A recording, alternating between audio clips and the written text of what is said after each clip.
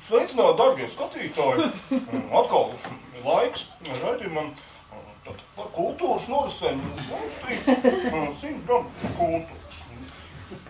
Šīs dienas jūsu raidījuma vadītājs atkal, protams, esmu Arno.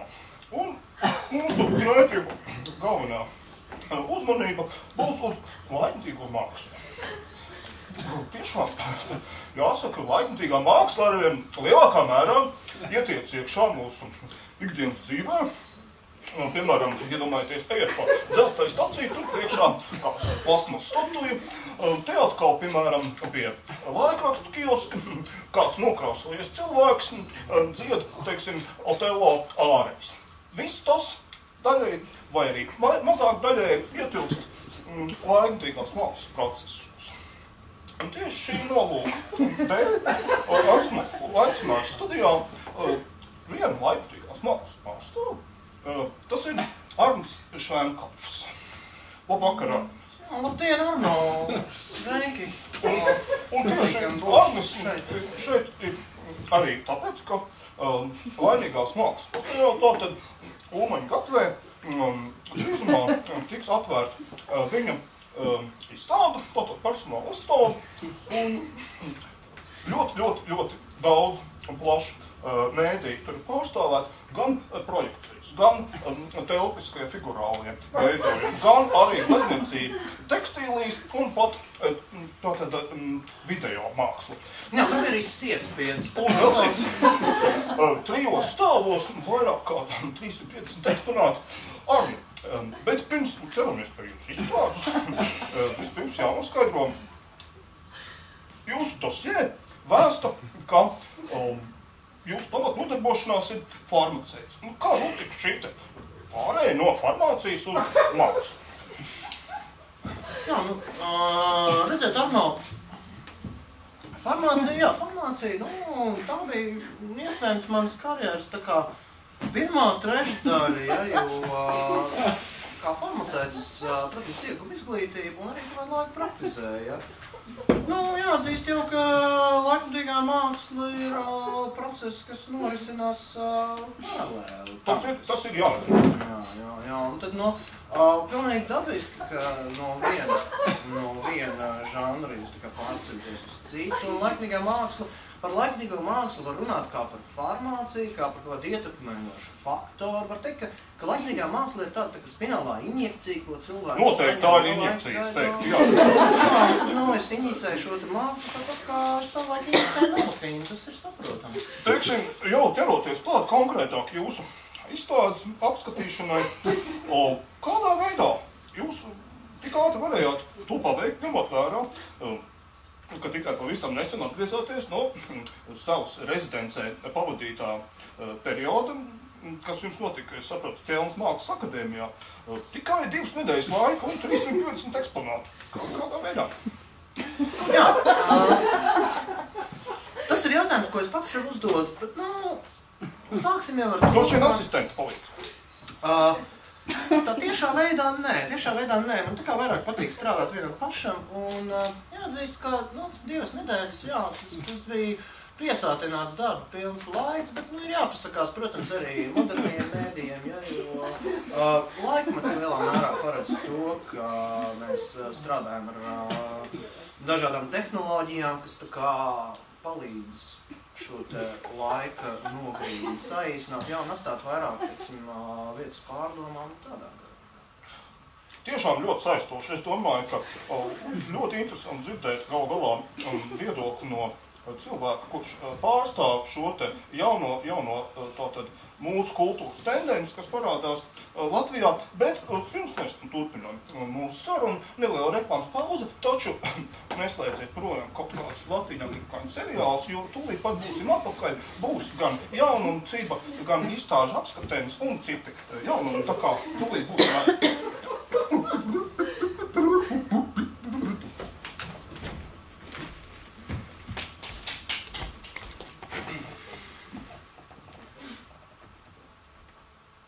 Jā, laikmetīgā māksla. tik sarežģīta, bet tajā pašā laikā tik vienkārša. Ja tā padomā, es taču arī pats varētu būt laikmetīgais mākslinieks.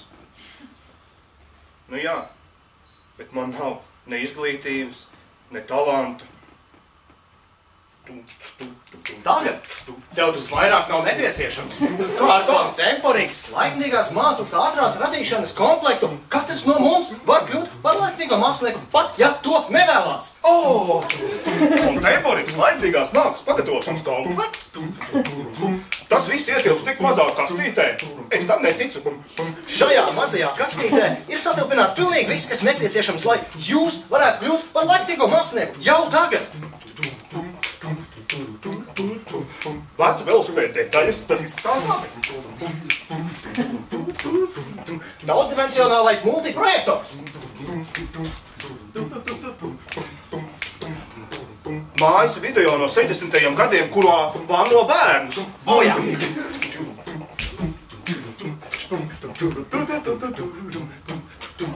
Krāsainas bumbas visdažādākajos izmēros ar cipariņiem virsū. Bet man vajadzētu arī pāris nobraukt zvēriņus, vēlams ar asinīm pie mutes. Nobraukto un sašauto zvēriņu paplašinājumu komplekts nāk klāt par brīvu, ja pasūtat Contemporix jau tagad. Lūk zaķītis, lūk favorīti un tur ir arī lapsiņš.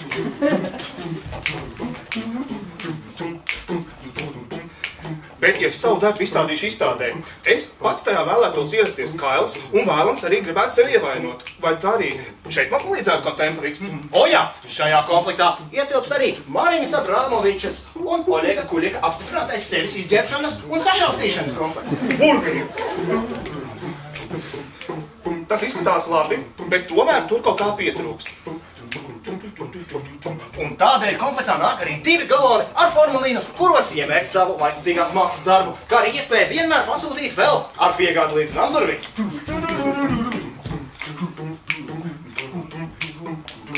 Bet ko tālāk?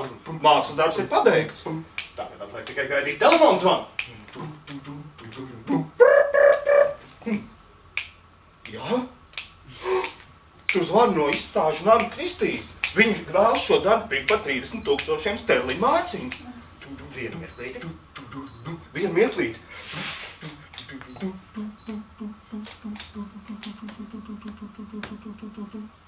Man zvanīja no Sāčiena Sači. Viņi piedāvā 50. Jā!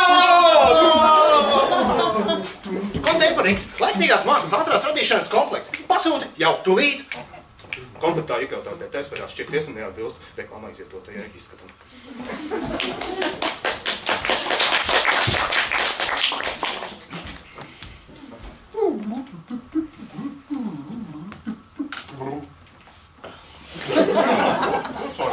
Jūs atpakaļ pēc šīs nelielās reklāmas pauzes.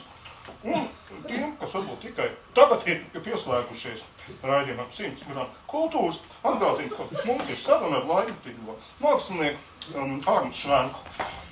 Arns pirms tam mums izstāstīja par savu interesanto pārēju no farmaceita un profesijas uz mākslinieku nodarbēm, bet tomēr viņa atbilda par to, kā viņš tik ātrā laikā paspēja izveidot šādu te milzīgu izstādi, vēl prasīt mums pēc paskaidrojumu. Teicām kaut par jaunajām tehnoloģijām. Kā tieši, varbūt nedaudz iebāzīsim savu degunu virtuvē radošajā. Kādā veidā tik īsā laikā tik daudz eksponāti? Jā.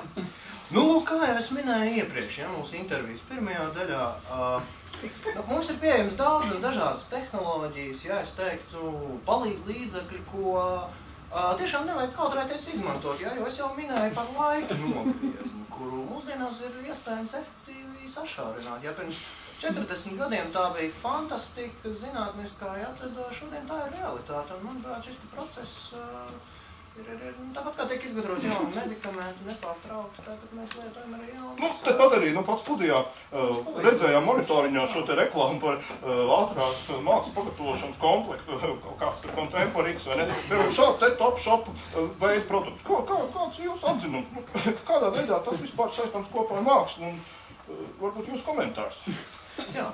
Es nesteigtos, teiksim, Contemporix pielīdzināt Topshopam, ja, jo tomēr tur ir diezgan plašs tas arsenāls, ko katrs mākslinieks tā vai citādi būtu izmantojis, ja, un pilnīgi iespējams, ka tā ir lieta, ko...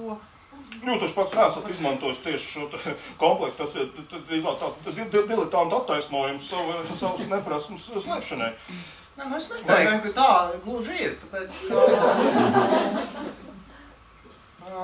Redziet... Jūs gribat teikt, ka jūs izmantojāt šo te ātrās mākslas pagatavošanas komplektu? Savs tāds izveidošanā? Nu, saprotiet, ir tā. Un tas jums saistās ar mākslu? Tas saistās ar kaut kādu radošu procesu? Nu, redziet, ir kurš process, ko mēs veicam, ar Contemporix vai bez, kurš no viņiem ir mākslas injekcija.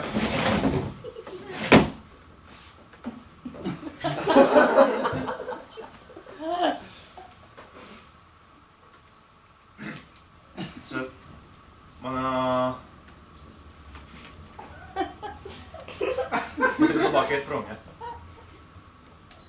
Es domāju, ka jā.